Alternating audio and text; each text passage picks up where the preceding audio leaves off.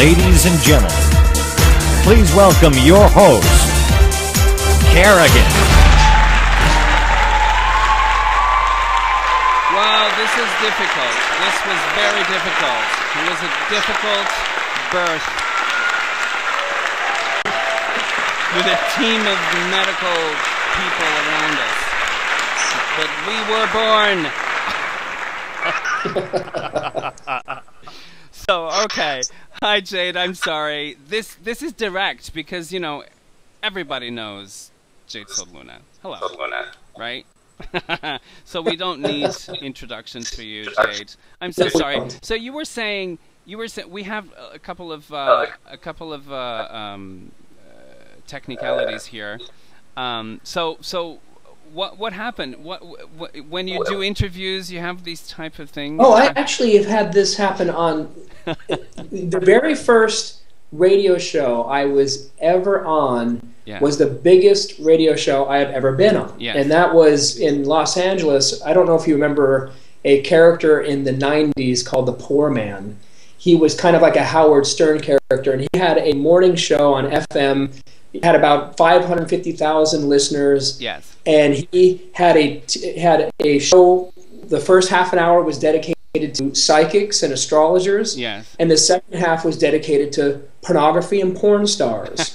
And so I had to be there at 6 o'clock in the morning, and I was 20 years old, and this was going to launch my career. I mean, this was the biggest thing that ever happened to me, and at this time, I just started my career as an astrologer. I had given a couple of readings, like Courtney Cox was, you know, one of my clients at the time, and a series of these types of people put me in this position to be on this show. Yes. And so I call all my clients, call all my friends, call my family members, saying I'm going to be on the Poor Man show. And so I walk in there, and he looks at me, the poor man does, and he points to one of the rooms where I am to go and sit and start talking about, you know, my life and my career as an astrologer, and I'm going to start answering questions as an astrologer. He puts me in the wrong booth. Because of my image, he puts me in the porno show. Oh, my God. Oh, my God. And so I'm on air talking to 550,000 people in Los Angeles, California. This is my career taking off. And here I am, instead of answering questions about astrology and the stars, I'm answering questions about sex, penis pumps, and everyone is listening. And in the last minute, I'm looking at him while I'm talking on air, and I said, I'm the astrologer. And we have this huge thing take place on air, and he goes, oh my God, we have cast the wrong person. We put the porn guy in the astrology booth and the astrologer in the porn booth. And here I am talking to the world of Los Angeles, and I'm talking about sex, not astrology. Did you do well? Did you do well talking about sex? It was hysterical. I did pick up some clients from it, but it was... See? I mean, we tried to turn it into this sex astrology show, and I would not say it was a success. I mean, it was one of those situations where right when I started talking, and the first question that calls in is about a penis pump, and I'm expecting an astrology question. I'm like, oh my God, my heart is sunk. I'm like, I'm on the wrong show, and but nevertheless, I've had a series of technical difficulties on my radio shows. Wow. And this is maybe the 4th or 5th time I've been on a radio show, and for some type of technical difficulty to manifest. Why do you think that happens?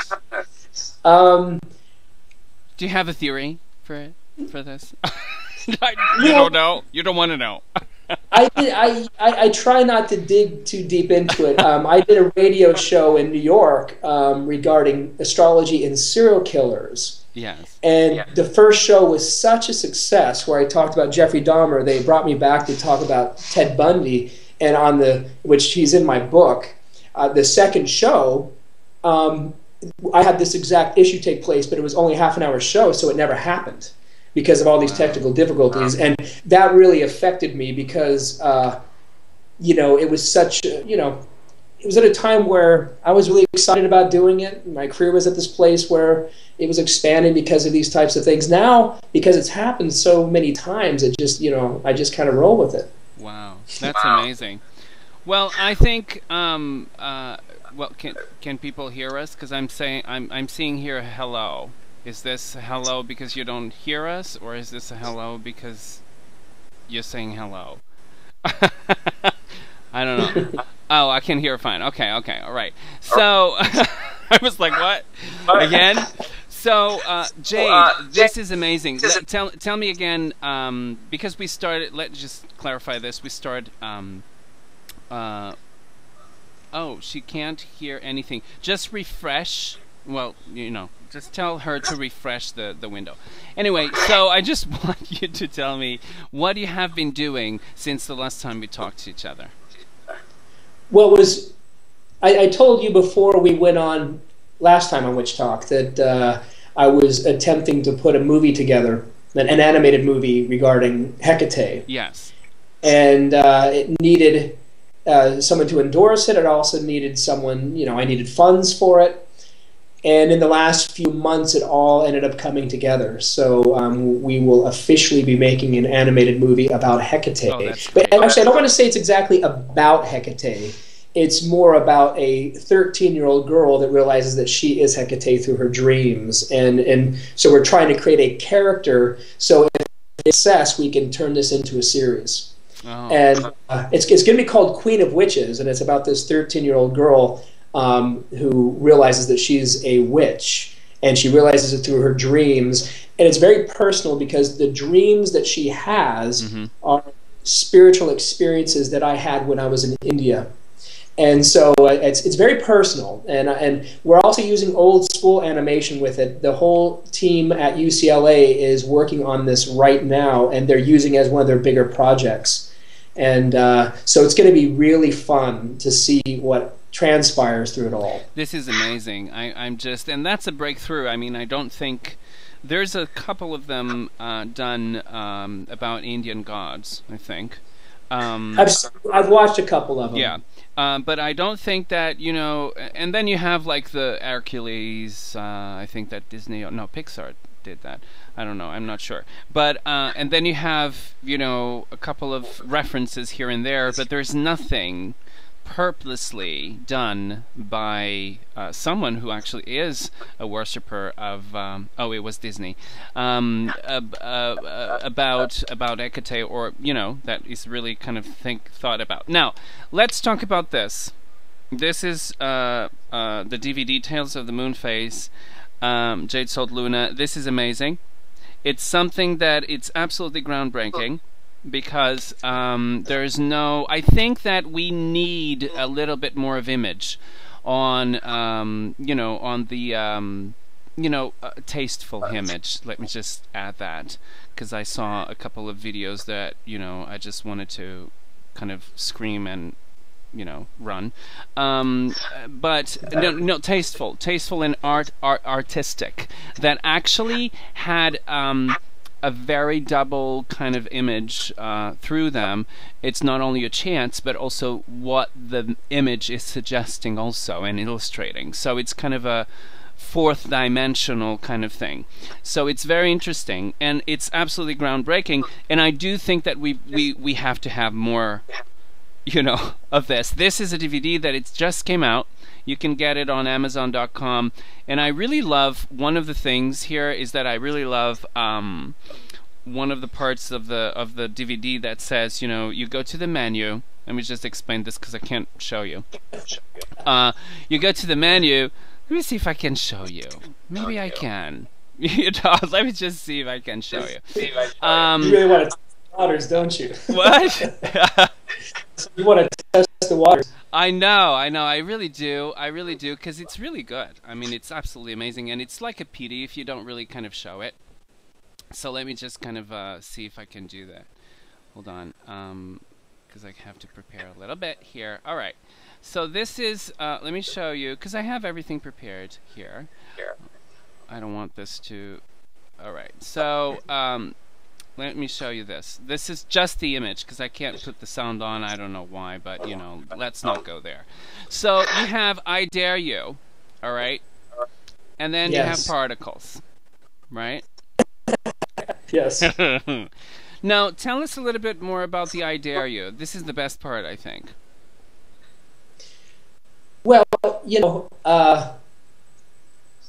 I like horror. I like horror movies. I like, the whole path of Aghora in India. My whole path was about overcoming fears and what I had been through internally and spiritually. I've went through some pretty intense and dark places in myself. Yes. And so nevertheless, that I beginning realm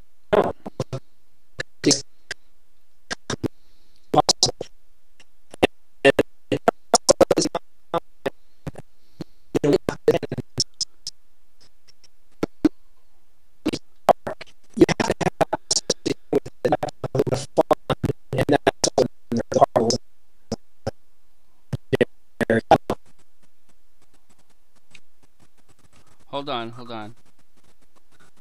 All right.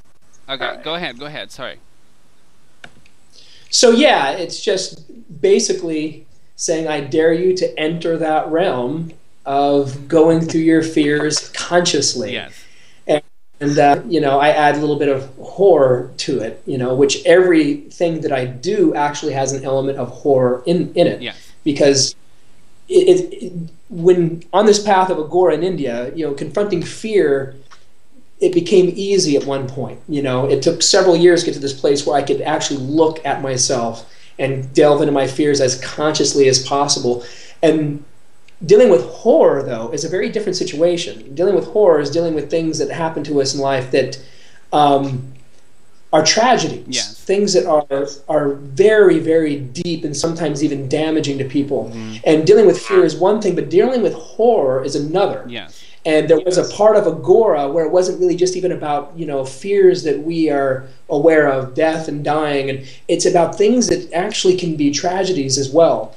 And that was the hardest thing to deal with when it came to confronting fears, was dealing with tragedy and horror. Mm-hmm. What the point of Aghora is to make the thing you fear somewhat your friends, make them work for you, not against you, which through this path, I ended up being more attracted to horror than ever before, because it was a part of my strength to deal with images and things that brought up intensity in me and so forth. Mm-hmm. So, but anyways, I also like dark art. I'm a big fan of dark art, and as a Hecate devotee, I'm definitely moving into that realm. Like even this animated movie we're talking about with UCLA. I mean, on the contract, I had written the story that they're creating this movie out of, but in the contract it says, I want this to be dark. I said, I don't want some Disney cartoon here. I said, I want this to be dark, where the images have some deep psychological effect on the people when they're watching it, and that's happening. So this is not going to be some Disney animated, Hecate cartoon. It's going to be pretty deep, and it's actually going to have a lot of dark elements to it. Everything I do has that type of dark element to it. Mm-hmm, mm-hmm. No, it's very good. I mean, it's just very good. I had to take it off because it was messing up everything, so I can't really show. I can't really show anything. But you know what? People can see it if they wanted to see it. You have. Do you have it on YouTube? No, you don't have it anymore, right? Which Moon is on YouTube, and that's about it. I'm actually going to start taking all the other videos down now that the video is out. Yes. And yes. But yeah, no, you can't see it unless you buy it. Yes. It's really good, people. I'm telling you, this is amazing. It tells of the moon phase, and you have not only the images of Jade and the beautiful imagery of these videos, but also you have Jade singing in it and chanting in it. So it's absolutely amazing. Now, would you describe this as singing or chanting? Well, I think more ancient form of chanting, it's not even about what you are saying. It's about the meter that you're chanting in. Mm-hmm. Like Shigo is the beginning of that chant. The meter that I use is an ancient meter, and why I in particular use that meter is when I was learning how to chant in India. Like invocation in India as an Aghora or a Tantrika is a very, very big deal. You have to chant perfectly. Not just through the words that you're saying, you have to actually chant a meter that's perfect in order to create the effect you're looking for. Mm-hmm. When I started studying ancient Greek and Roman meters, they were exactly the same as meters that are used by Brahmin priests in India today. I'm saying they're exact meters, they were in the exact chord structure, and that particular invocation at the beginning of she-goat is an ancient meter used in India, and it was an ancient meter used in Greece. Wow. And so you do sing it a little bit. Singing it is a very important part of ancient chanting. Mm-hmm, mm-hmm. And there's going to be a lot more on that with my next CD as well. And so, yeah, no, it's singing / chanting, but it's the way the ancients would actually chant. Yes. And where Brahmins in India still chant to this day. They're sung, and there are some gurus in India that believe that the meter that it's sung in is far more important than the words that are being said. That if you chant a meter perfectly, you can create an effect much greater than by concentrating too much on the words. That's great. Well, you have that also in ceremonial magic. And they really do have a big deal on vibrations and all of that, of powerful names. So it's really interesting that all of these things cross, each other and kind of, touch each other. Very interesting. Now, let's talk about the books, and let's talk about Hecate. This is amazing. I never saw ever. And this is in a couple of years, that actually re-emerged. I know that there were devotees, obviously, of Hecate before this, but I think I've been kind of, it's hitting you, all the time, and it's amazing. Everything is Hecate, Hecate, Hecate, Hecate, Hecate. Why do you think that people are so interested in Hecate today? Is it because of the darkness, or what is it? It's partially that. I think it's the age that we're going into. In ages that are very, very dark, like we're in the dark ages on many levels right now. Yes. People can only focus on the light, where the ages that are light, people focus on the dark and the shadow self more consciously. And I think we're in an enormous transition right now where we are moving into an age of light, which means darkness will be understood in its right form. Mm-hmm. And this is where I think this transition has happened in India recently, as the goddess Kali is undoubtedly the most worshipped goddess in India to this day. And that's actually only happened over the last 500 years. That's going to happen here with Hecate in the West. And that's what I'm personally doing right now. It's like I've kind of moved out over the last year of working with people spiritually through paganism, because I used to actually have people come out and spend time with me, and we would go through this whole Aghoric process with Hecate. And right now I'm making somewhat of a campaign to push her mainstream, because I think that Hecate is the goddess. She's a goddess for everybody. We all have to deal with Hecate. We all have to deal with the subconscious part of our nature. Mm-hmm. And so I'm making a very active campaign over the next couple of years to push her into realms that are very unique even for her. Mm-hmm. Getting this animated film done, the objective was to open the door to her to a whole different audience other than people that are already familiar with her in paganism. Mm-hmm. And I'm going to continue moving in that route as opposed to the other. My next CD, Revenge of the Burning Witch, it's going to be a deeper push into that direction as well. And as a matter of fact, when I first, regarding this next CD, which I should be out in the summer, Revenge of the Burning Witch, when I first got into paganism from Hinduism, all this talk about witch burnings and, what happened in the past, there was a part of me that was going, what, it's time to get over it, and it's actually time to move on from that and to move into another realm. Now, over time, I realized that was my ignorance, 100%, because we can talk about the ostrich camps. We should. We can talk about these atrocious things that happened in our past, but that one is not publicly recognized at all. In that era, with Catholicism and witches all through Vienna, Germany, it was crazy. And I'm also going to start shedding light on that, and I personally want that to be a bigger public topic than it has been in the past. So this next CD, Revenge of the Burning Witch, has an actual motive behind it, of starting to really emphasize what had happened, because I don't personally think that wound inside of the divine feminine can be healed if it's not looked at properly. And I think that scar still exists to this day of what happened at that time. And I attempt to kind of elaborate that not only in the movie that I want out, also in my next CD, which the videos and so forth are going to be about that particular subject. So yeah, no, I really think that we are moving into it. Going back to your original statement, I think we're moving into an age where light is going to be more accessible, which means then we're going to have to go into our shadow more consciously. And I think Hecate is going to be spread everywhere, very much like Kali is now in India. Now, do you think that because of that, and not everybody is conscious of this process, right? Do you think that this can be perceived as a different type of a monotheism or a monotheistic religion?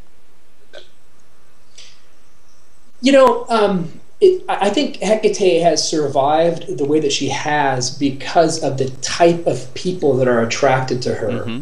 You know, and like I said on your show before, I've always seen Hecate as the divine therapist. It's about looking at the shit inside of yourself that you don't really want to look at. You know, she reflects that. And I believe in order for anyone to advance or evolve, you've got to deal with your darkness. And that's why I'm going to constantly play with the darker stuff, not because of any maliciousness. I'm strongly against maliciousness. Harm no one is the only rule that I follow. I don't follow rules. That one I follow because I believe it's appropriate to follow that rule. But in the midst of that, following harm no one means I'm able to go into the darkest places of myself as a spiritual practice. And she's the goddess for that. Where she has taken me personally is in some of the darkest places of myself I've ever been, and she's just scooped it out. And I couldn't have actually experienced the level of realizations that I've had on an inner level without her guidance or her help. And I just think she's a very necessary goddess. And in India, they believe that when you start spiritually advancing, that you have to confront Kali in yourself, and you have to start moving through Kali. So I'm just attempting to put Hecate in that place which she rightfully belongs. There's a lot of whitewashing, you know, and I think, and specifically in Wicca, I see Hecate whitewashed all the time. And I receive, you know, emails from people, you know, at least once a week. It's like, it just seems you only focus on Hecate in the dark, and, you know, I focus her on the light. And I'm like, listen, you know, my guru in India, Kal Babaji, would say this all the time. And he would say, light, you're going to get it in the end for all eternity. The only thing that is stopping you from experiencing right now is your darkness. He's like, so go and dig into that darkness. Grab that shovel and keep digging until it's gone. You're going to get light in the end for all eternity. The only thing that's stopping you is your shadow self. So Hecate is that force. It is like conscious of all those areas in yourself where you're stuck. Your shadow self is where we're... And so I think she's just such an important goddess for anybody. You know, and also one thing, you know, my guru in India was a strong believer that Kali was the Holy Ghost. And so I do see Hecate in that light as well. I believe she's a part of that trinity. Now, you actually wrote, you know, 2 books on Hecate so far, right? So far. Yeah, well, you know, Hecate 2 was originally 780 pages. So Hecate 3 has been done for a really long time.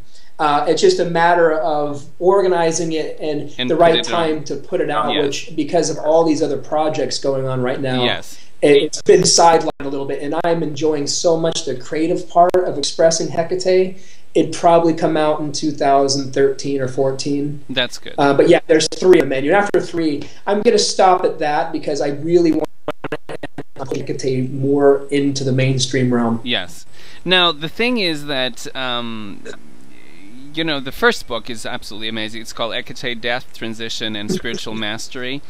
And this is actually, people, the second edition of this book, which is amazing. And I'm going to just show the book here.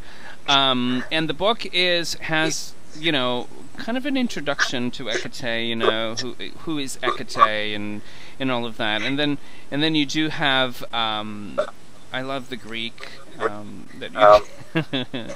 It's, you know, it's pronounced this way. So, And the thing is that I think that it's very informative, first of all, and then it deals with things like death, and it goes a little bit further. Now, I love this section, which is the third section, which I don't know if you'd call it a chapter, but seven Kaelums? Is that Kaelums? Yes, yeah, the seven Kaelums. Yeah. Can you tell us a little bit more about that? Because you're not expecting in a book about Hecate this kind of information, which is unique, I think, to you and to your research. Well, in India they're called lokas. Kailum, loka is a heaven that exists inside of yourself, and that's the Hindu term called loka, where Kailum is my equivalent of that. We're familiar with chakras and so forth, and the Kailums exist inside of our chakras. And Hecate is that goddess she's the inner path. She is that great inner path, and she takes you into these great divine experiences. And my path in India, my guru was as intellectual as Hecate too is, because it's a very intellectual book. I mean, as a matter of fact, writing that book, I would have to take these continual breaks because my brain was just frying from writing it. The path really is experience based. We can intellectualize this goddess for all eternity. There comes a point where you just simply have to experience her. And this is where India came in. India was, my guru would say, you know what, you can intellectualize Kali for eternity, but wouldn't you rather experience her? And he's like, my guru would be like, stop reading, go chant, have that experience, and do whatever you can to have that experience. So when you start the process of the inner path, you start awakening these realms inside of you, which I call the Kailums, the great inner heavens. And I don't personally believe Hecate is understood by someone intellectually. She can only be understood by someone that's having experiences of her. And so the Kailums are the various experiences that have been laid down for a long, long time in ancient Roman Greco-mysticism, in modern Hinduism. It's just the inner realms that exist inside of you. And it's really the only thing you can do is try to experience this woman. The intellectual aspect of it just simply starts to become dry. And so the Kailums, in me writing about them, and the Kailums are pretty much in all three of my books. The one on ASTERIAN ASTROLOGY, I have a section on the Kailums. Hecate 1, Hecate 2, I think, takes the Kailums even further. Yes. But at the same time, it's all intellectual until you really have the experience. And that's why I believe wholeheartedly in devotion, because through single-pointed devotion, you end up having experiences. And that's the reason why I only worship Hecate too. My guru in India would say, the mind is fickle. Pick one form and merge with it. And that's exactly what I did. Now, you do have another thing about this book, the first book, of Hecate, is that you can actually see the different forms of Hecate. You can actually go into them and the various, epithets that pertain to Hecate. And you have so many. There's some that people talk about, but some of these I didn't actually looked at. And then the other thing is an amazing part of this book is also worship. And the preparations, and it's just absolutely amazing, and the book is very, very complete on all of this.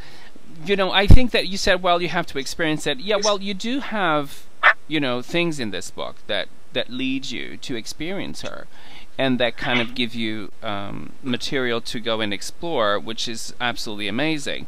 Now, you do have Hecate invocations also in this book, which are absolutely, great, and you do use them in your chants, some of them. So, if you don't have the lyrics, go to the book.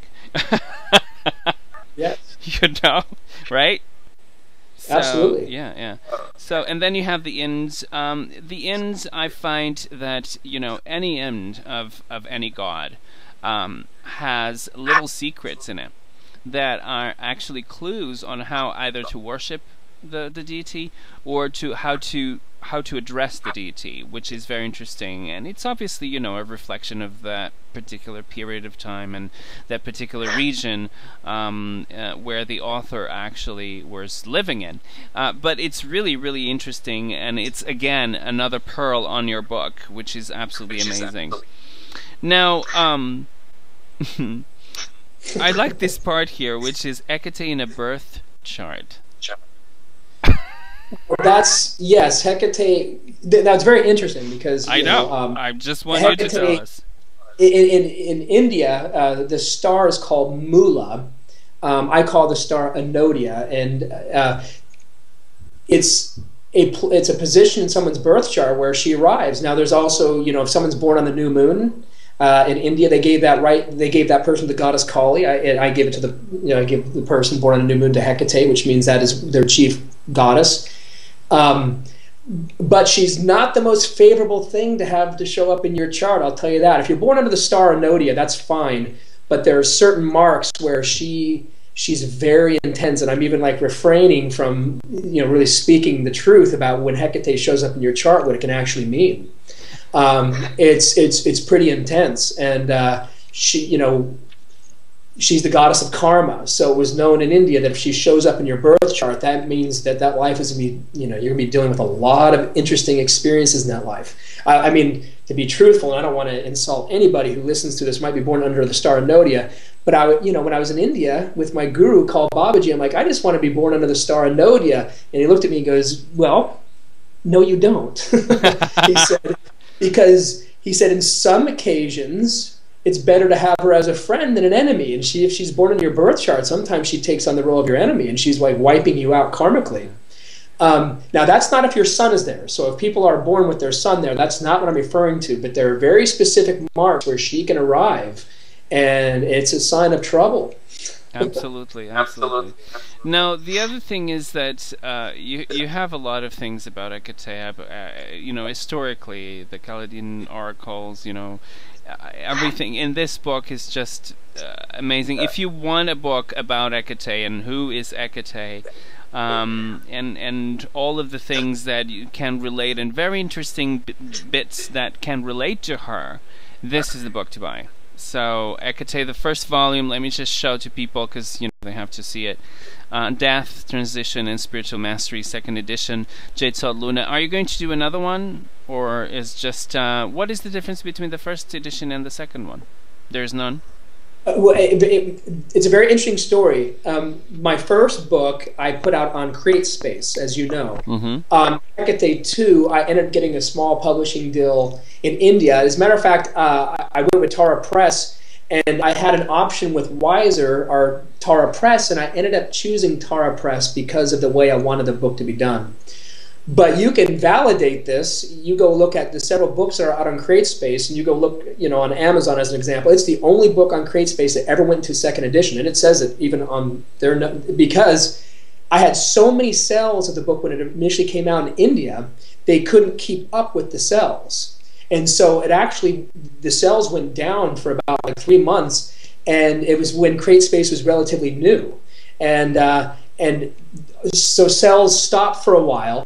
And then they finally got their stuff back together again, and they put the book back out. But they had to use a new USBN number, so they called the 2nd edition. And it was the only book ever in the history of CreateSpace to go into 2nd edition. Wow, that's amazing. And it was because of India. It wasn't because of anyone, you know.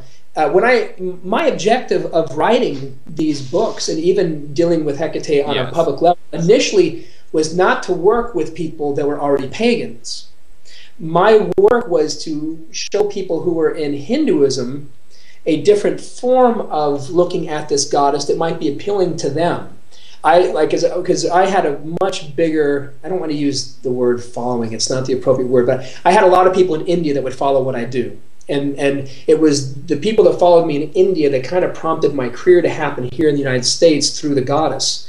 And I wrote books I wrote specifically Hecate 1, more for people that already have an understanding of Hindu paths, on how to understand this goddess more than for pagans that already were aware of this goddess, if that makes sense. Absolutely. I wanted people from Eastern traditions to have a better understanding of this goddess, and that was more of an objective of mine than having it the opposite way of trying to give new light to Hecate in the world of paganism. I wanted people with an Eastern background to find this goddess interesting like I did. Now, on the second book, and it's Hecate 2, The Awakening of the Hydra. The Hydra, what is the Hydra here? Well, when people see this, they will go like, I know what the Hydra is, but why is it the awakening of the Hydra? It's like, well, Hydra, I connect the Kundalini. I see them as this, I don't see them as the same force. It was actually connected far before I was born. Kal Babaji, my guru in India, because he was very interested in traditions of other cultures. Now, I didn't spend a lot of time with Kal Babaji, by the way. He was a hard person to find. He was one of those jungle gurus where I would have to chase him down. But when I did, there were nights to spend talking about these things, and he would give me practices to help me out and so forth. But he would say that Hydra and Kundalini were the same thing. And he then showed me a couple of books that were written in Sanskrit where the comparison between Kundalini and Hydra was getting ready to take shape until the rise of Catholicism. And so my job was just kind of reconnecting those dots between Hydra and Kundalini. Hydra is a serpentine force that exists inside the root chakra, and when it expands, it moves you through the kylums. And so as India, my path was about awakening Kundalini. Now I call it awakening Hydra, just looking at it from a different angle. And I like Hydra better than Kundalini because Hydra usually has 7 or 9 heads, which were starting to reflect, and I say starting, referring to this book in Sanskrit when it referred to Hydra. The 7 heads were referring to the 7 kylums and the 7 chakras of the body. So this person who wrote this book on connecting the two found Hydra more appealing than Kundalini as a term because of the 7 heads, or sometimes the 9 heads of Hydra. Wow, that's amazing. Now, the other thing that I have to tell you and ask you about is well, the whole second volume of this series is just amazing, and I'm sure that the third one will be absolutely astonishing because you do hear a lot of heavy work with her. You tell us a lot about astrology on this book also. And the other thing is that you go into herbs, which is something that I never found out in anywhere else. A lot of herbs, and I specifically emphasize cannabis in that. Yes. Yes. That would, and well, like right now I'm sitting in front of my altar of Hecate, and I have a series of different bowls with certain herbs in there, and I find them to be quite useful. And I don't use the herbs for medicine like some other witches I know do. I actually use them for invocational scents and smells. And like belladonna as an example, I have a bunch of belladonna right in front of me, and belladonna is highly, highly poisonous, and it's not easy to find. It's the smell of it. All I have to do is smell belladonna, and it invokes Hecate throughout my chakric system. I love herbs. I don't use them as much as other people do, but I use them in my, like if you walked in my room right now, that's all you would smell of these herbs. And I find that the herbs that have been attributed to her really do kind of invoke her energy on one level or the other. That's very interesting. And so I wanted to express them, on some level. No, absolutely. And you have a whole thing about it on this book, and it's absolutely amazing. And you have so many. It looks like that this book was very well researched because you have so much about these things and what they are. And what are the uses of these, related not only to Hecate but to other, other cultures, other magical paths and all of that. So it's absolutely amazing. Now, one of the things that it's one of my passions, it's oracles, and I think that we do share that passion together because you do also like very much oracles. You have, finally, I can see here, the Oracle of Pythia and the hallucinogenics. Now, what do you think that happened there? Well, as far as what actually happened there, I don't know, and I kind of leave it in the end as a little bit of a mystery. Yeah. My point of even going into that. Now, also, let me explain why Hecate too was again, in my opinion, so intellectual. You know, I had two gurus. I had one, Kal Babaji, who was a Kali devotee and came from a lineage of Kali that was thousands of years old, and he was heavy into ritual. And having his big thing was just pierce that veil between this life and the other side, so you can have active experiences. So you don't have to worry about faith. You don't have to worry about hope. You're having the actual experience of the goddess. You don't have to rely on these things. Then I had another guru who I actually call my main guru, which was Bal Kachuri. And Bal Kachuri was a silent master. He was not into ritual at all. He was into silence. And I would spend months with Bal Kachuri, and he would say, I want for you for 2 weeks to go sit in that area and be silent. I don't want you to say a word. So, and he wasn't big on ritual either, which put me in this place of research, because in this moments of silence, I would actually just sit there and research, which is even how I reconstructed ASTERIAN astrology in India, because I was in my silent time and had a month of having to be silent. So in the meantime, I'd go to libraries, I would put things together. So Hecate too was heavily researched. It actually was, because of the amount of time I had to spend in solitude. And so a lot of these various oracles I had learned about, I mean, I didn't really come to I don't know exactly what the conclusion was regarding these various oracles that were used at the time. I think that there's a lot of missing information with them. But the oracles in India I found to be very, very active and very, very usable. And oddly enough, that's what Hecate 3 is about. It's about oracles. And ones that I have used and tried that were very, very successful. But as far as the oracle in Hecate 2, I don't really know what the outcome was, and I kind of leave it as a mystery. In the end, yes. Yeah, I mean, there's, you know, because Hecate was slightly used in that oracle, but Neptune, Poseidon was used the most. And oddly enough, he was an ancient hallucinogenic deity, which it's not really talked about much at this time. But the type of research you get by being in Indian libraries as opposed to our libraries here, it's very different. You could tell that in ancient India, their connection to Greece and Rome was pretty sound, because I find that the scholars that approach Greece and Rome that are Indian in nature, they see it from a totally different angle than we do here, and that I'm trying to express in these books about the various, you know, the connections between Rome and Greece. And as a matter of fact, for people that know a little bit about Hindu literature, the great Mahabharata, which is a story about a war,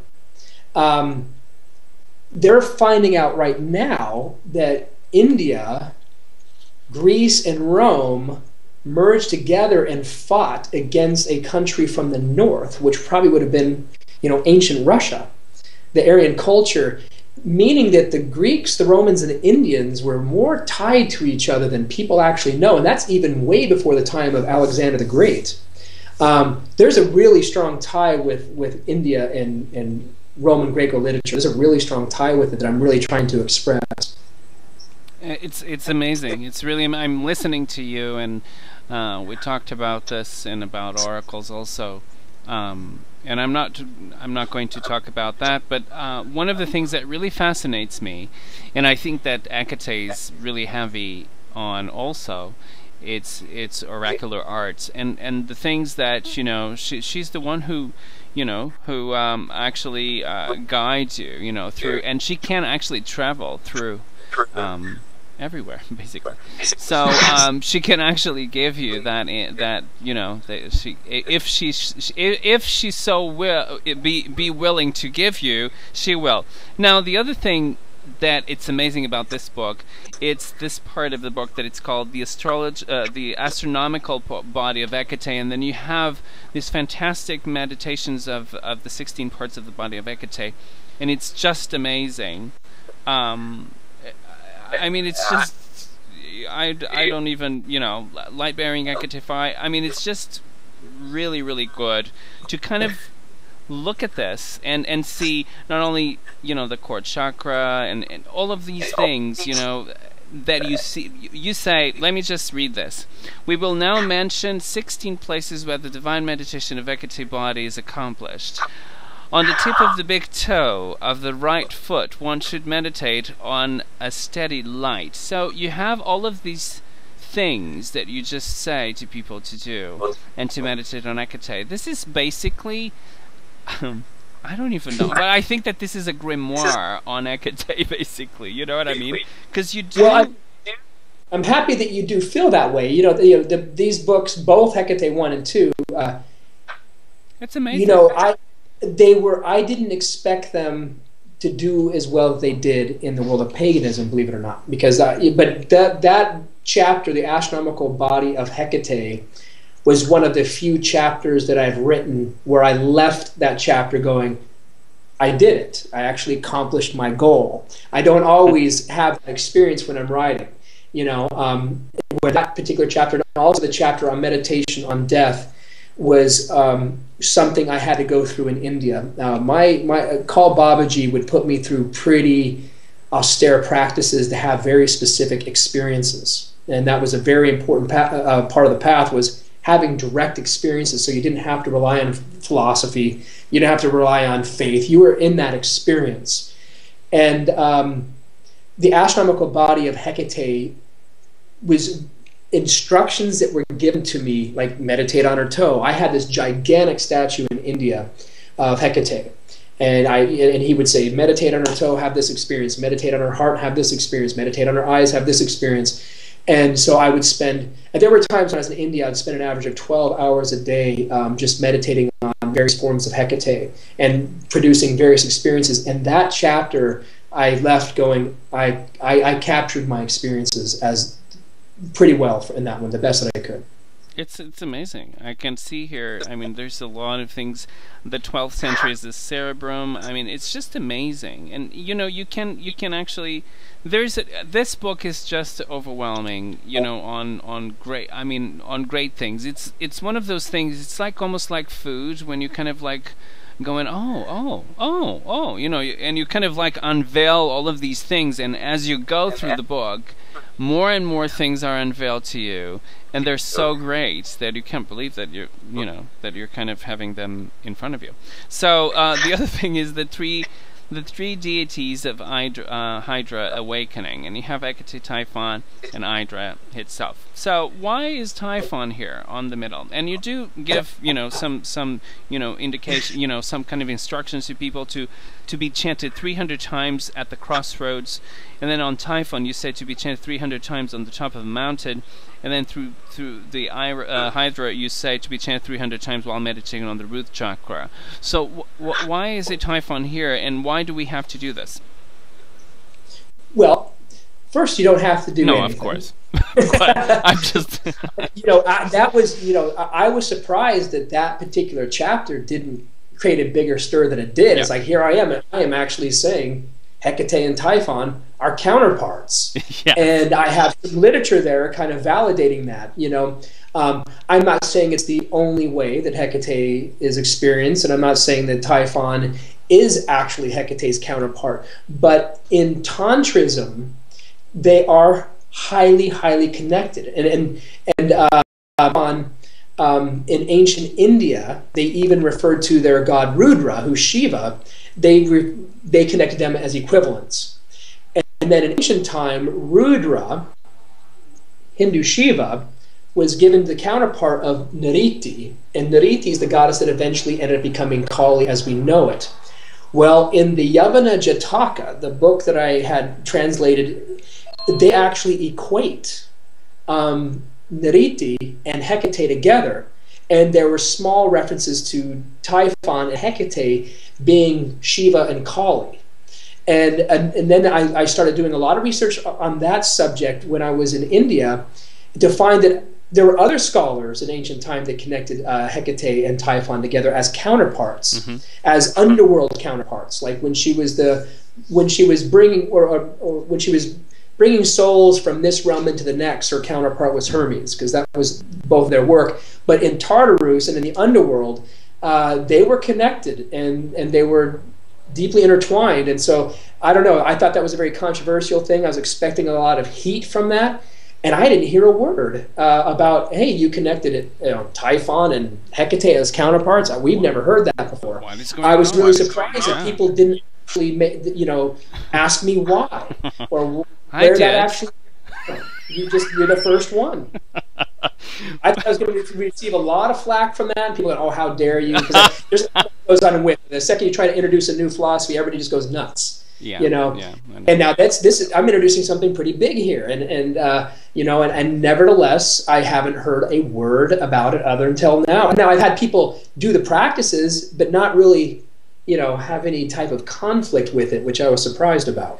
Now the other thing, and there's this amazing man that I really love, and I think that he was a mystic, although people might not think that he was, because they probably know him as the commander and the warrior and conqueror and all of that, which is Alexander the Great. And you do have quite a lot extensive material here on Alexander the Great and the Hindu religion that merged Greece with India through him. So why do you think that do you think that we don't know everything about Alexander the Great, that we should not here in the West? The Eastern version of Alexander the Great is far more significant than our version of Alexander the Great. I think if it wasn't for Alexander the Great, I wouldn't actually even be, we wouldn't be having this discussion. Yeah, ASTERIAN ASTROLOgy wouldn't even have happened. Yeah.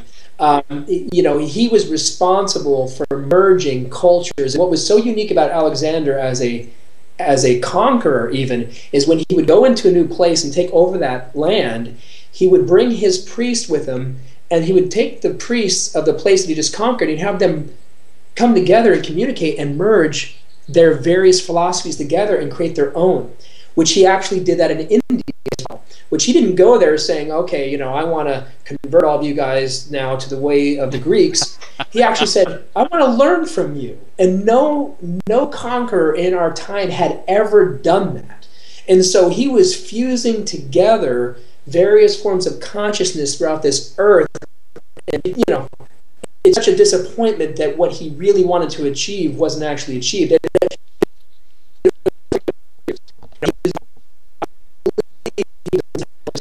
period, and again, it's not talked about here in the West at all, was really Greece and India working together and creating consciousness. There are even statues of Hindu gods in that area wearing Greek clothing.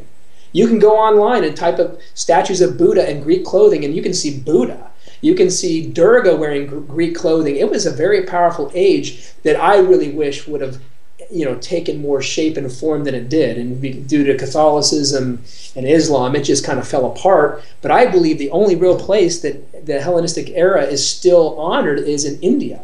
But I don't believe Hinduism as we know it is just an Indian thing. I believe India as we know it is partially connected to Greece.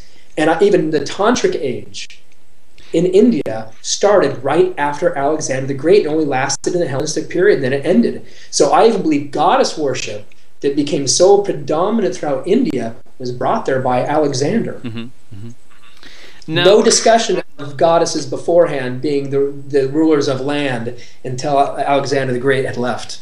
I think that Alexander was really someone very special. He was and some people just, oh yeah, well, they only talk about what he conquered and where, and Alexandria and all of that, but that's basically it. And okay, fine, Hollywood did the movie, but you know what I mean? So that was just that.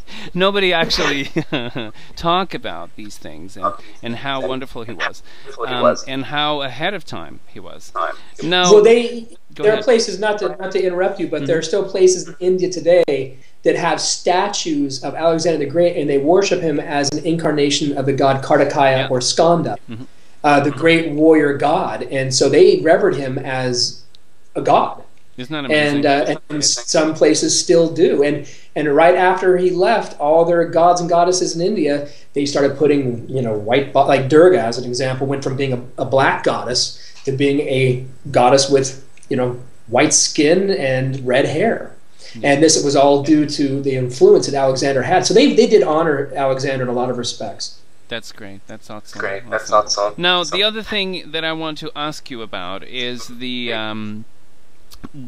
importance of the crossroads in Hecate, and why, everybody talks about that, and, oh, Hecate worshipping in the crossroads, and you have tidbits of things that actually not only from ancient Greece, but also a little bit more, ancient than that, more behind than that, and also you have that in medieval magic, and some cunning women and cunning men from medieval times. So you have the crossroads as a site of almost like sealing something. So you do something, and then you have to go to the crossroads to actually kind of like seal it. To kind of so there's this idea of the crossroads. I think that there are two ideas. One of them is to seal something. So you will go to the crossroads to actually do the last step of that spell. Right? So there's this kind of idea of sealing, of confirmation, of almost like of blessing, right? Or kind of like a almost like a consecration. You go to consecrate whatever you did. The other thing is you're going because that's a place that is not really in no direction, so it's kind of like in between. You don't really know, and it's a place where you can do very bad things, or you can leave bad things in there, and it's kind of a dump of stuff of some sorts. And that some people in Europe actually hanged people in the crossroads, and that's because especially assassins and thieves, and because they couldn't, they didn't want the spirit to find the way back, so that it would be contained on that. So it's kind of a dump, of some sort. But then you have this idea of sacredness of these crossroads as being a place where you do it's sacred to Hecate. So what do you think about all of this that I said? Well, I for one, you didn't say a single thing that I wasn't familiar with. I agree with all of it. Now, again, having my extensive Indian experience, their version of the crossroads, I'm not going to say it's different than ours. It was exactly what you said at the beginning. It was used to consecrate or finalize a very specific spell. Mm-hmm. Like if there were rituals I would have to do in India that would go on for about 7 or 8 days straight. And then you would send it off to her at the crossroads, and I found it to be very, very effective. I personally use them for that purpose more than anything else. As a matter of fact, I just recently moved to the Hollywood Hills, and I'm in this. There's this lush land behind me. But the first thing I did was go out there and look for crossroads for me to just pretty much finish off particular practices I was doing. But that's how I use them, as ways to just send that particular energy out into her realm and then let her decide to do with it what she will. That's my use of them. In India I did crazy stuff for long periods of time, and the results would always manifest at the crossroads. And there was one practice in India that took actually 2.5 weeks, and at the end of it you were supposed to go sit in the crossroads in this very particular area, and then she would descend into you and then give you this powerful experience. But it would only happen at the crossroads. If I tried to manifest this in a desolate house, or anything, it wouldn't happen. It would only happen if I was sitting at the crossroads outside. And so there's just some type of, I even consider some crossroads to be very much like a vortex of various crossing energies. And so I personally use them for those purposes, and I've had the most luck with them in that. The philosophical meanings all make sense to me too. I think that if someone really kind of like go through an investigation and research about the meaning of the crossroads and how the crossroads were used through time, it would be a book. it would be a book, because you know you have that, and you have, and then you go to Louisiana, or you go to the South America, and then not South America, but the south of the United States, and then you would see you know, that's the crossroads. It's where the pact with, you know, the devil would be done. So there's a lot of things going on the crossroads, and cross-culturally. So that place has to be special, and has to have some magical meaning and magical power to it, because so many cultures used it. And we're talking about, I could say, you know, Thracia, and we're talking about Greece, and we're talking about India, and then now we're talking about America. Now let me tell you another thing, is that the crossroads are actually very important in the Iberian you know, culture, which basically was influenced also by Rome, and you know, it's true, but it had many other, you know, many other things and influences to it, and it's really something that if you leave, I don't know if you know this, but probably if you leave the crossroads, and when you're doing something, this is one of the things that I wanted to ask you. I don't know if you know this, but I'm just going to throw it to you. When you go to the crossroads and you do something in the crossroads, and you kind of like, you know, you do, as you said, you know, I just leave it there for her to do whatever she wants with it. You should never look back when you're leaving the crossroads. And that thing is another thing, that it's cross-cultural. You know, you see this in Greece, you see this in Iberia, you see this in the traditional witchcraft, you see this. Don't look back. Even if you hear something, don't look back. Why can't I look back? I mean, you know what I mean? Why? So I debated about this for the longest time, because I thought, you know, why can't I look back? What is going to happen? You know, everything is going to kind of like a hole in the ground is going to, you know what I mean? So what do you think? What do you think that will? Why can't we look back? It was, you know, I have my opinion, so I'll go to go ahead. Eastern version of this again, because the goddess Dhumavati, or Shmashan Kali, they said the same thing, that once you actually worshipped her in the crossroads, you had to turn around, and in India they'd even say you have to run, like in the opposite direction after you're done. That was for people that honored her on occasion. It actually wasn't for her devotees. Her devotees, it was very different. She, you know, the path of an Aghora, which I believe is very similar to the original path of a witch, I do connect them, is about facing your fears consciously, which is only something someone more on an advanced level can do. It's about transcending our fears and so forth. A normal person of the world doesn't want to deal with those things head on or face on. So they're better honoring her, turning around and walking away, and not having to deal with that energy so close and so personal. Now, this is the Indian version. Mm-hmm. That her devotees, on the other hand, would never turn around and walk away. They would sit there and they would work on bringing her energy into their bodies. They would do quite the opposite. Mm-hmm. And so they could experience what she was experiencing. So that was only said in India, and it's still practiced to this day in India. It's only for the people that don't follow her personally, because they don't want her energy coming into their lives. And they're even, in some places in India, they're afraid that you get bad luck if you do. Now, for a person on the spiritual path, they're not concerned with those things. They're only concerned about realization of the self. And for that reason, they don't look at Hecate or Kali with the same fears and anxieties that a person in the public normal world would experience. Mm-hmm. Mm-hmm. That's the Indian version. They're saying if you don't want her energy coming into your life, honor her, turn around, walk away. But for her devotee, it was very different. They still in India consider, Niriti to be unlucky. And you don't want any of her energy going into your body. Well, the version that I know, and this is a very Iberian version of it, which is basically where I come from.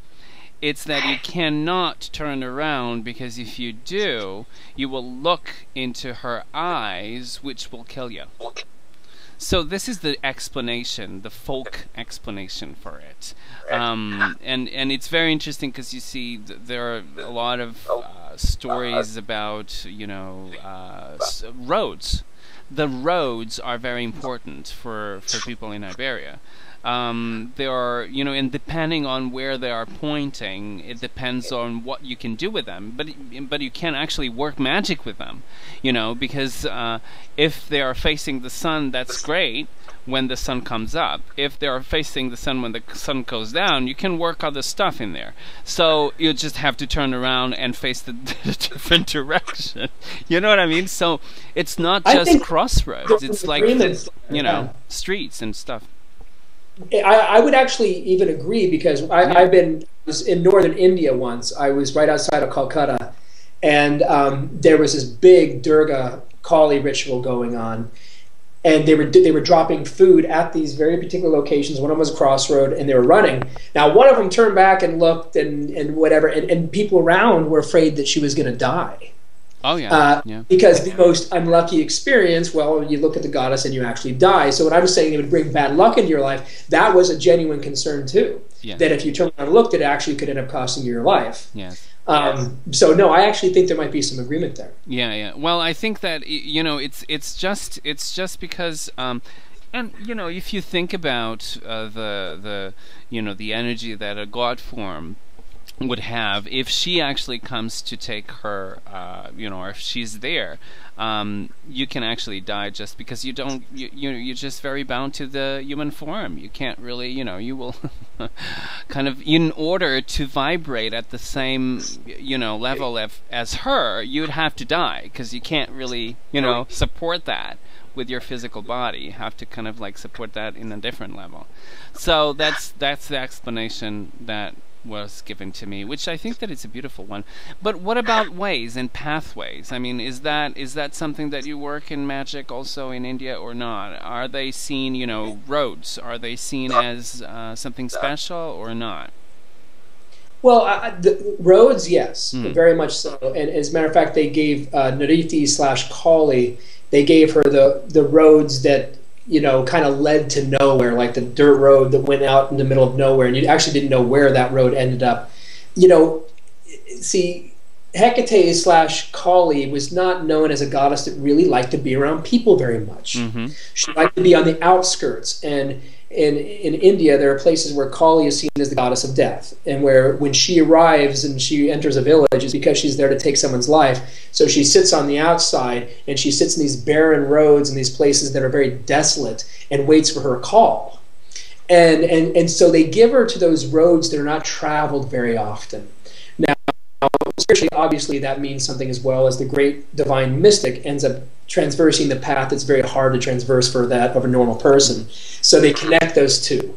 But yeah, me personally, you know, I experience Hecate the strongest when I'm in a desolate place and there's roads and there's crossroads. Where I lived in Arizona in the desert, when I would drive on those roads, it just kind of wandered out into the middle of nowhere, and I hit these crossroads, I could, my personal experience, feel her immediately in those areas. And I saw more as a place she just liked to reside herself. Now, what kind of magic can you do with Hecate, or can Hecate help you in any kind of magic? Boy, it's a very interesting subject. You know, it's like what I went through in India. Let's go for another 2 hours, shall we? Kal Babaji, my guru in India, one of my practices was he would actually curse. He'd throw me a curse and watch me get out of it. You know, I mean, when I'm talking about, you know, magic, what I went through in India with Kal Babaji was outstanding. There'd be times I'd walk into his hut and he would actually do a curse and throw it right at me, and then we'd wait to see how long it took for me to get out of it. And there was a spiritual boon you would receive by getting out of what, I mean, I had horrific things take place. I mean, I was able to clear out any energy he would throw my way, because it was part of my training there. But he threw one spirit at me at one time that went into my ear and just started screaming. Oh. And in a matter of like about 5 or 6 minutes, I started questioning whether I was going to start losing my mind, and it was only one that he had to take out of me himself. I actually couldn't get it out because it was screaming so loud. I started losing consciousness, and I started feeling myself go insane. Most of the time, he would throw these various forms of Kali into me, and he would wait to see how I work through them. His belief was, which I now subscribe to, this process made you have the capacity to handle anything that happened to you in life. He was saying, if you could actually deal with that energy, and you can move out of that, he goes, there's nothing you can't get past within 48 hours. Nothing. That's amazing. So he would actually say that this particular path, as difficult as it was, or as challenging as it was, because he would throw curses at all of his students to watch him get out of it. He says, it's preparing you to handle the bigger picture. So he would say, no matter what happens in life, you should be able to get over it in 48 hours, no matter what it is. And he said, if you can take this path and honor it that way, you'll end up having that experience. Now, several years later, I'm not going to say I'm an unaffected person, but it doesn't take me that long to get past something difficult, even a tragedy. I've had pretty intense things happen over the span of the last like 7 or 8 years, from people passing that I've loved and da-da-da. Because of this path I've been on, there's really nothing I haven't been able to move through within a span of like 48 hours. But, so yeah, no, magic, I went through some really intense trainings in India with magic. As a matter of fact, that's why, I mean, I've had Wiccans throw magic spells on me before. It doesn't mean anything. I mean, nothing, because of what I went through in India. You have to internally be able to develop enough strength to handle the bigger picture. Yeah. And Hecate is that goddess that really creates that strength to handle the big journey. Like, she might not be an Olympian goddess that handles all the work that Zeus actually has. Her work is far more specific, but what she is specific in her work creates the ultimate reality spiritually. So she is the highest goddess. Like, again, she may not have as much work as Zeus has, or Hera, or Athena. She may not have as much work as they do. But the specific type of work she has is about the realization of the self and teaching people how to handle the bigger picture spiritually. Now, that's not really politically correct, is it? To throw curses on you. If that was America, it would never happen. Because, oh no, we shouldn't. So, well, that's absolutely amazing. That's absolutely... You know what, Jade? I think I teach cursing. And this is the first time that I'm actually saying it. I do teach it. And I think that it's so important for you to know, because you can't get out of it if you don't know how it works. You know what I mean? And that's absolutely right. I mean, your teachers were absolutely right. And I do think that, you know, people are very politically correct in America. I'm very lucky to be here. I love America, but one of the things that really pisses me off, it's the politically correctness. We can't go anywhere sometimes because of the politically correctness, the excessive politically correctness. Oh, we shouldn't curse because that's, you know, and harm none. Well, you know what? That's not what really harm none means. So it's not really that way. But anyway, so yes, I think I sign, you know, above your teachers or below your teachers, because it's absolutely necessary, I think, for you to... He saw black arts and martial arts as the exact same thing. Yeah. And he's, just because you have the ability to kill someone doesn't mean you're actually going to kill someone. He was very selective. As a matter of fact, in order to work with Kal Babaji, you had to turn in your chart. He had to look at you astrologically with the correct system to see what kind of nature you had. And he wouldn't teach someone that was malicious at all. He would only teach people who are very, very kind-hearted, and he believed wholeheartely that Hecate devotees, or as he would call them, Kali devotees,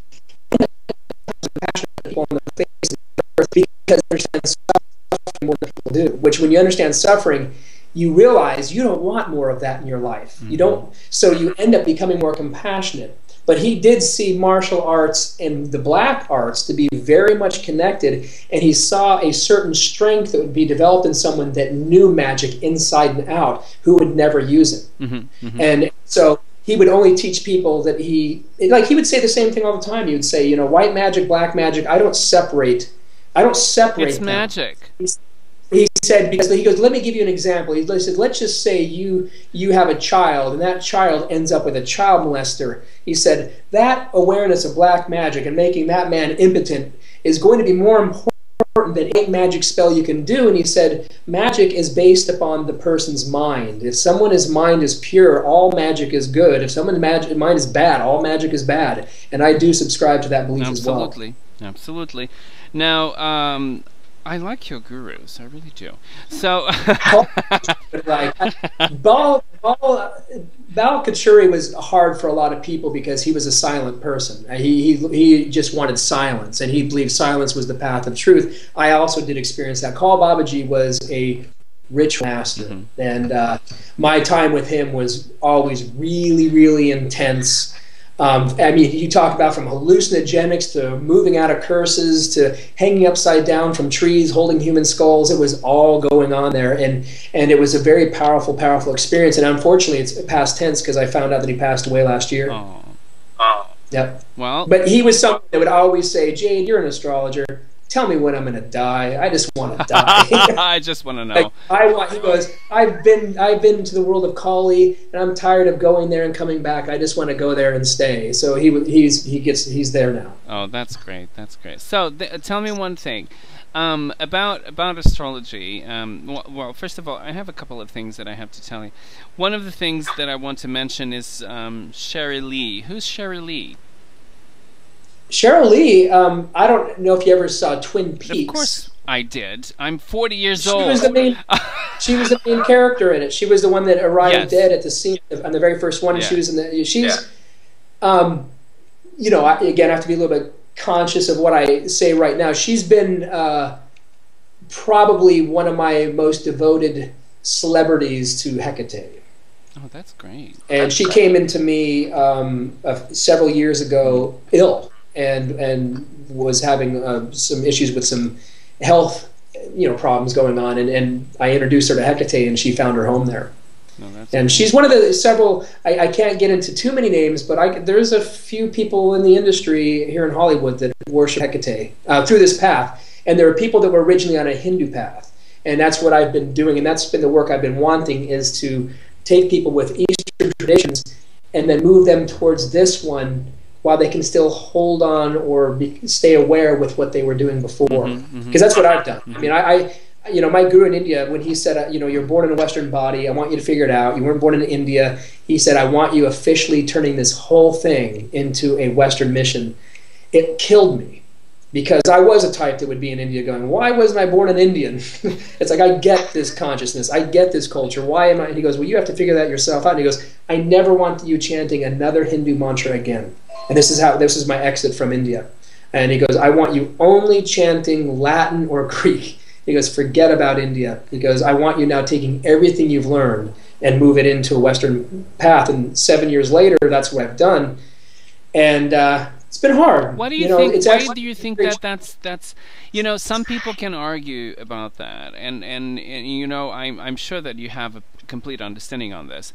Why do you think that that's important? Why do you think that it's important that he said that because you were born in the Western world, that you have to abdicate and dedicate yourself, abdicate from that culture, and dedicate yourself, with the knowledge of that, to something else that has a directly relation with the Western world? Why can't you go and be, a guru in India? Why can't you, because if we think about the soul as an universal, not really cultural thing, it's just an etheric body that has no nationality, really. Why do we have to do that? Because your karma takes form with a nationality behind it, and he believed that didn't fulfill your karmic due to that impression or that karma. Yes. Now that's one side of it. Of course, I'll give you my two reasons why he told that to me. He did not tell that to everybody, by the way. I have a friend of mine that I took to India that is still with that group today. He could see what was in me. He saw the core of me, and he knew what I was capable of doing here. And what I found later is he knew that with the slight variation between Kali to Hecate, I think I know for a fact he saw that I had a much deeper connection to what I'm doing than I thought. That's great. And I think for me, I think he saw, and as a matter of fact, I'll never forget the first week that I sat down and started worshiping Hecate. I was in India, and I started worshiping Hecate, and I had learned Latin a little bit, but it was one of my silent times where I started learning Latin. I also had an instructor coming in teaching me how to speak Latin properly and so forth. And I started merging my hymns to Kali to Hecate. And the first night of worshiping Hecate, I will never forget in my life. It was like, oh my God, this force has been with me since the day that I was born. Mm-hmm. Now, I'm also saying Kali and Hecate are the same force, just wearing different garb. But that clothing that Hecate came in took me right back to my youth. And I went, oh my God, this is the force that has always been there. It's a force I couldn't remove if I tried. And so I think he saw that lingering, deep connection to her that he wanted to experience. And I do think he wanted, and he also he got tired of people coming to India. And he would say, he goes, Westerners, they come to India and then they stay here. And he goes, and this keeps India the most spiritually evolved place on the earth. He said, I want people taking what they know here and taking it back to their homes and upgrading their own traditions through what they learn with India. And he goes, then we would have global consciousness everywhere. But right now, he would say India is consciousness because Westerners come here and stay here. They don't use it to upgrade their own culture. So he wanted me doing that as well. Now, one of the things that I think that it's very interesting, there's a question in the chat room about that, and I do believe so. There's this whole movement of you know, in the Western world, that exploded in the 80s, and it's still going, and some of the people are still there. I mean, it began with the hippies in the 60s, and then it went through the 70s, and then 80s took a name of neo-paganism, and then you have all of these movements and all of these traditions. And some people, I mean, it's very interesting to kind of analyze this, you know, analyze all of the people that actually are or have a little bit of that and brought from the 60s and then kind of like mingled in the 70s and in the 80s kind of assumed this shape of neo-pagan, you know what I mean? And then these people that actually were nothing, and then suddenly they were like, oh, that's my thing. I think that I would like that. So there's a lot of this, but there's a lot of I am going to just take what I want because it suits my needs and because it's really kind of, it's in the quantity that I can't, that I don't have, you know, heartburn if I ate too much. You know what I mean? Kind of that dose of things, which kind of gives you this impression of wish-wash kind of thing that you have in paganism today. And sometimes, you know, there are things that are kind of really, really downgraded, kind of washed off in a very light version of things. And I'm sure that you encounter that on Hecate also. What do you think? I mean, and then I know that there are people, serious people, who actually go through and kind of, yeah, well, fluffy. I didn't really want to use that word, but yeah, it's the fluffy kind of thing. But you know, but you have been to India and you have been to so many places. And I do know that there are people who are working and they're not fluffy at all. You know, there's nothing like that. But I do believe that because I think that people are finding themselves, and this began in the 60s, and it's still going on. They're trying to hold on to some things that are, you know, away from Christianity. They don't want that, but they want to kind of mold it in their own way so that they can swallow it without choking. What do you think that happened? I mean, what is the difference between India and the Western? I mean, did you find this in the Western tradition or not? I mean, what is your perspective on this? You know, it's very interesting you're asking this because it's a dilemma I'm in all the time. You know, when I was in India, and I'm gonna go right back to my first, you know, Kal Babaji. I guess we're talking a lot about him today, but he looked at me and said, "What's your motive? What do you want?" This is before I started any spiritual practices. What is your motive? What do you want? That simple question is the difference between the East and the West, in my opinion. I said, I want to realize this goddess. I said, I want to go deeper into her. I had enough going on in my life. I mean, I had a lot of severe health issues that led me to India in the first place. There was a time where I didn't think I was going to live very much longer. And that, and confronting death led me right to Kali, and then right to Kal Babaji, and then right to, Bal Kachuri. I had a lot of interesting things take place. So when he said, what is it that you're looking for? I'm like, at the time, I thought I was going to die pretty soon. Mm-hmm. I thought a lot of things were going to take place where I wanted to go. I wanted to experience that other side while I was alive, so I didn't have to have any separation between me and her. I wanted that experience. And I said, I want to experience her. And he goes, I'll accept you then. And he goes, you answer my question perfectly. Your motive is you want to experience her. When I'm dealing with a lot of pagans here in the West, I don't know what their motive is. I don't know why they're actually in it.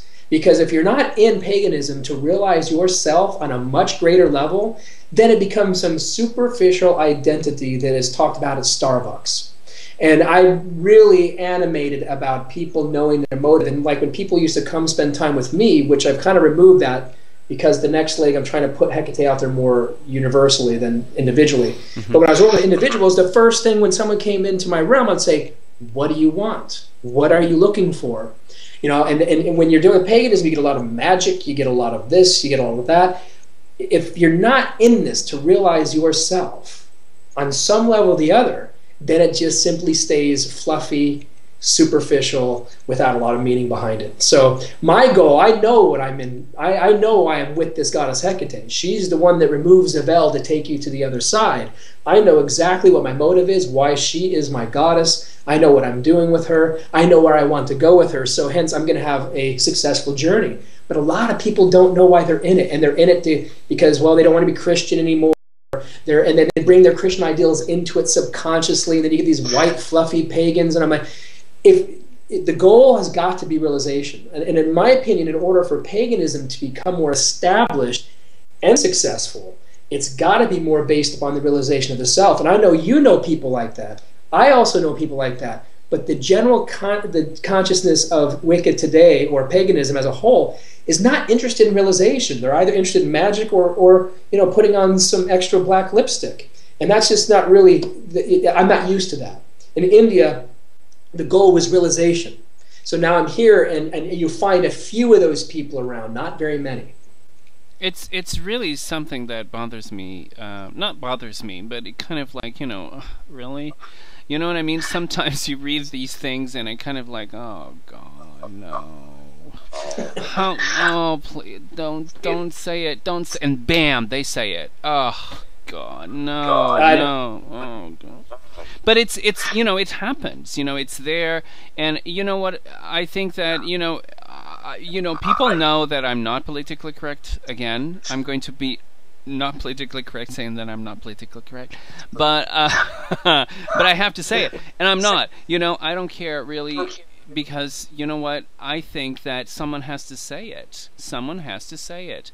There are too many people who don't really face themselves. They should all go to India and go through all of what you went through, all right, and have just one of your gurus to see how sweet is the coffee. You know what I mean? So that, they can actually realize that, there is a depth to it. You don't know. I now kind of, it's something that then they turn against you. These people kind of go against you. They say, oh, but we are, or we have, there's even Christian Wicca, which is something that I can't really get my head around, but anyway. So yes, but Jade Sol Luna, everyone, the fabulous chanter and musician and director and artist and author, Hecate and Hecate 2, a third volume is coming up. When do you think that it's coming up? Because of these other projects going on, like right now, I'm having so much fun creating music. It's actually, it's been an enormously devotional thing for me, where I worship Hecate every single night. And my job in my worship is producing certain experiences. Now my job is also creating music out of those experiences. And I have so much fun creating music that it's kind of put other things on the sideline a little bit. Like right when I was done with Tales of Moonface, I went in, I had another meeting with Loveshare Media recently, and they're like, and I don't want to talk too much about it, but Tales of Moonface was the best-selling CD ever in Loveshare Media's history ever. Yeah. And so they're kind of going, okay, this was a shock for me, especially Germany is where I sell the majority of my stuff. And they said, so what do we do here next? And so we sat down recently, started brainstorming through ideas, and I told you some of them when we were off air at the beginning, about the message behind, Revenge of the Burning Witch, which is coming out here next.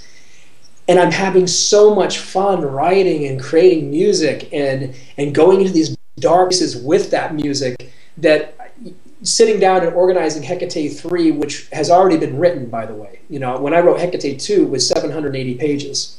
So it's already been written. I just have to organize it. I can't imagine getting to that anytime soon because of how much fun I'm having with this animated movie and how much fun I'm having with creating this next CD, and we're already starting with the videos and so forth now with that. And on top of it, I go on my ASTERIAN Astrology tour in July again. I would say probably 2013 or 14, Hecate 3 will come out. And it's specifically about death and reincarnation from an ancient Greek perspective. And I think a lot of it's shocking for people how much the ancient Greeks believed in reincarnation, and also offered that to, especially in Rome, to Trivia, or the goddess Trivia. Yes. So, so anyways, it's going to be a little bit of fun again, but it's going to be very similar to Hecate 2. We'll wait and see what happens. That's great. That's great. So, ladies and gentlemen, Jade Sol Luna with his fantastic books. And again, Hecate, Death, Transformation, and Spiritual Mastery, 2nd edition. You can find it in Amazon. And Hecate 2, The Awakening of the Hydra, another volume of it. Very, very interesting also. Absolutely amazing books if you do are interested in Hecate. If you're not, you should buy it altogether. So it doesn't really matter if you're interested or not. Tales of the Moonface DVD. It's absolutely amazing. Now let's talk a little bit about this DVD. I said to you, these are the DVDs that really kind of go with the CD. But the thing is that this is a complete new medium, right? This is a complete new medium for you. You just enjoy it so much that you went through this wonderful adventure of doing an animation movie. You loved it so much. So what do you see in the videos that are important, that you think that can actually enhance this message that you actually are willing to give through sound? So what is in the video or in the image that can enhance that? What is your opinion about this? Well, it's a very personal thing, because when creating a CD, like I said, it comes from an inner experience first. And I did the best I could to also try to formulate these videos around inner experiences, which was new for me. I had no idea how much I loved doing those types of things. The first time I put still my favorite video on the DVD is Witch Moon. There's something about that particular song. There's something about that video. I really can't explain it. There's something enormously haunting about it. There was a whole spiritual work in it. But it's me trying to use images to capture the experiences I personally have internally. And the only one on the DVD that I didn't find to be a great success was the song Pumpkin, which I actually do like a lot. My problem with Pumpkin was a short film in Italy. And because of certain contractual rights, I was only able to use their material for that movie on the video. Oh, wow. So it did a video. Now, I love the fact that Betty Page is on it, by the way, which they ended up getting the rights for certain Betty Page parts, in the video, in their movie, so I was able to use Betty Page in my video. I love the fact that she's in it. But it didn't actually have my artistic direction in it like the other ones did. And I really, really enjoyed putting these videos together. Witch Moon probably being my favorite. And Yeah, there's something about the curse of gray face that's pretty significant too. I think that they are all very significant, to tell the truth. I mean, you know, this new medium that you find out, which I'm starting to explore, was really, you know, my first video actually was pathetic.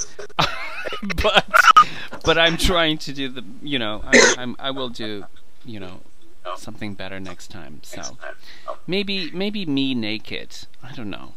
That might sell. What do you think? So, you know, I will do something different. So I think that image is a very important medium, because I think that you know, things that are that have that extra dimension can actually have an extra you know, meaning, add a little bit of more meaning to the experience of the sound, which is, you know, if you do it right, which I didn't, if you do it right, it's a really good addition to the sound, and it will enhance it, and it will enhance also the experience of the viewer / listener, and your DVD certainly does that, so it's absolutely amazing, very synchronized. Now, who does these videos? It's you? It's just you? This is what we do. You know, I do them with Love Share Media, and making a video is like the Curse of Greyface was a little bit complex, but what we did, most of it's just you buy footage. You actually buy footage. That's really what it is. And so I would spend hours going through footage, you know, that will work through, yeah. Like She-Goat was awesome because they had made a series of claymation movies in the 30s in Germany that never became public, and some of them were about witches and so forth, and I was able, and so was Love Share Media, to find certain organizations that used to sponsor these movies, and now they're just sitting on shelves, and these are movies that have never been seen, and nothing that a little bit of money can't help. But we would say, hey, if we give you this amount of money, can we use those old images? And specifically, She-Goat is the main images used in that were from 30s movies that were never released in Germany. Wow, that's amazing. Very nice. Yeah. Very nice. So really what it comes down to, now that's going to be different with Revenge of the Burning Witch, which we're actually going to be shooting the videos, because now after the success of Tales of Moonface, they were kind of going, we might want to throw some more money into you, which is what we're talking about right now. We might want to make your songs a little bit more accessible, keep it dark, but let's put some more beats in them. You know, because a couple of the songs ended up becoming nightclub hits in Germany. They're like, people want to dance to your stuff. Let's make it a little bit more. That's very good. Yeah, they said, so this is what we're talking about now. And they said, keep your concepts as dark as you want, but let's add some beats to it, and let's shoot videos this time around. And so this whole experience of Revenge of the Burning Witch is going to come with a little bit more money, and for that mean we can do more things. And so I'm very curious to see what we have coming up with next. Will you be in the videos? Maybe. You know, to be honest, I try to stay away from being in the video. and overexposing myself because it bothers people, and I sense people. Who is bothered by that? Every time I do something, I sense tension around me by various people, and I'm going to get into Really? it. But at this time, I'm getting so much support to kind of move this stuff outward. I definitely can foresee me being in a couple of the videos that are coming. I think that would be very nice, because you know, if that bothers people, that's what we want. Well, not so much that. I mean, you know, paganism at this point is as much as it's growing, as you know, it's still very small. And I think that every time certain people make moves, I feel like their toes are being stepped on, and I'm constantly dealing with things like that. I'm not worrying about those things anymore. I'm just kind of, you know, I think Tales of Moonface was pretty much me going, you know what? I'm just going to do my thing. That's it. I'm just going to do my thing. You know, because I also had a lot of concerns with my previous CDs, because I work with a lot of people in the industry. My career is successful as an astrologer and has been since I was 20 because of the types of clients that I have. Yeah. And so I had to be very careful with offending the clients that I have and going too dark. Well, now, after, you know, Tales of Moonface was me saying, enough. I'm actually doing exactly what I want. And Revenge of the Burning Witch, the next CD, the next series of videos that come out will be exactly the same thing. And also, my clients have been around me long enough to know that my intentions are good. Yeah. And I think now that my intentions are more known and that light that I'm striving for, they recognize that now. They don't really care what I do, where a couple years ago they would have. Now it's a different story. Matter of fact, a lot of the clients I know that are in the industry know what I do, and they think it's hysterical, and they love it. So it's changed the dynamic, and so Revenge of the Burning Witch might actually be even darker, if you can imagine, than Tales of Moonface, while being beat-orientated, which is going to make it a little bit on the industrial side. That's very interesting. Very good, very good. So if anyone wants to know, the website, the official website of Jade Sol Luna, it's exactly that. It's jadesolluna.com. It's not very difficult. And I love this. I love this because, and this is the homepage. When you come to the homepage, it says the next generation of mysticism. And then it says, born May 8th, 1973, Aries! Yes. You and I, and I'll tell you this right now, we should plan another show, because I am going to start dropping the bomb on this one. I'm telling you, because I've actually, and people don't even realize how much information I've held back about the tropical zodiac, the system we use today right now. I've actually held back. Because I've been trying to get this book deal. I've been closely working with HarperCollins, and and this is, I'm scaring the daylights out of New York right now, because astrology is a $56 billion a year industry. Yes. They make tons of money from it, and signing someone like me threatens all of that. And so, but now where I'm at, I'm going to start just, there's a reason why I use the wrong system. I know why, I know where it happened, and I have enough information to make everybody move over to the sign right before.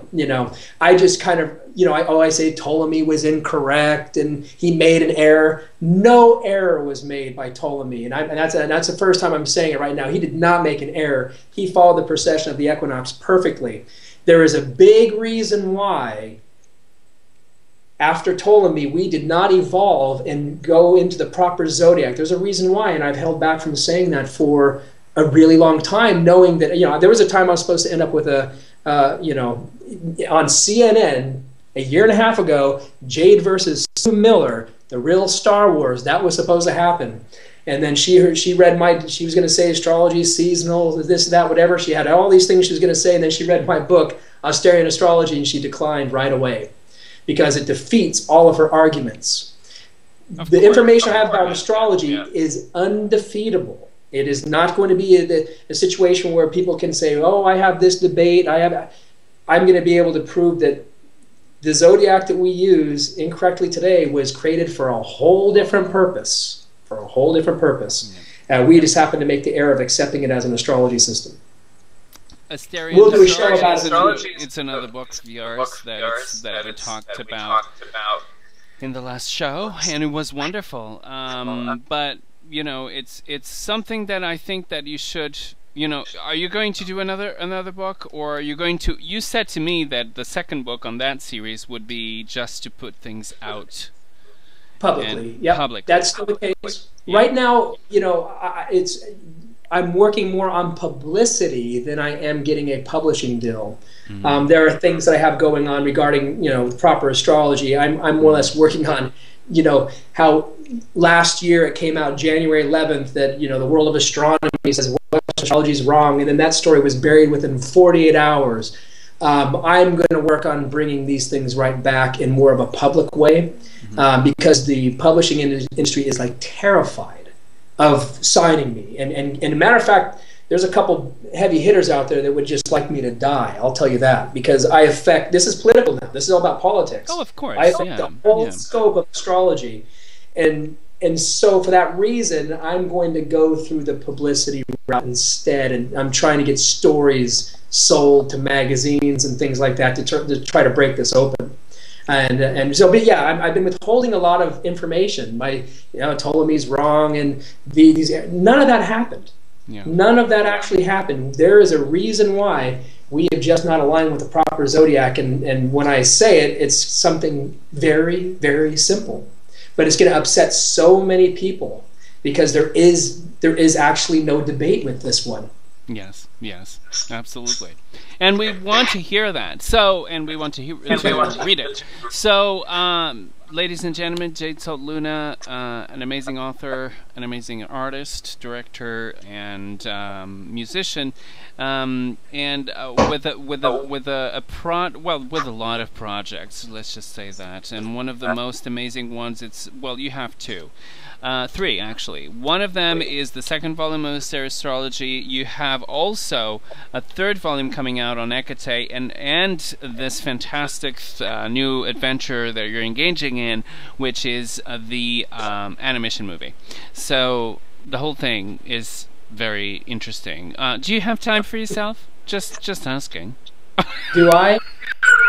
You know, that's been one of my biggest challenges as of late. And for someone that was in India meditating for like 12 hours on Hecate, to be in the place where I'm now, where I fight for that hour every night, it's a very interesting experience for me, and I do struggle a lot with that. But yeah, I do the best that I can. Yep. Well, thank you so much for being on Witch Talk. Don't go anywhere. You know that we're going to talk a little bit after the show. Don't go anywhere, and thank you so much for being on Witch Talk and for sharing all of your passions and all of your legacy. And I'm sure that we'll have you again and again and again, because you are a fertile ground to new ideas, and I'm sure that you will not stop coming up with stuff and new things that will be necessary for the world and for all of us. Well, I appreciate this, and I will say, let's in the future plan a show, and I will drop these astrological bombs on your show for the first time. That will be great. That will be great. You know that I like that. So, okay, so we'll do that. Let's drop the bombs on Witch Talk. All right, thank you so much. I'm going to just end up the show, and then, you know, I will talk to you a little bit, okay? Awesome. All right. Thank you so much for being here. Everyone in the chat room, thank you so much for your patience and for everything that you actually went through until we have this show on. I will be here next week with more Witch Talk. Until then, have a wonderful, wonderful week. Bye-bye.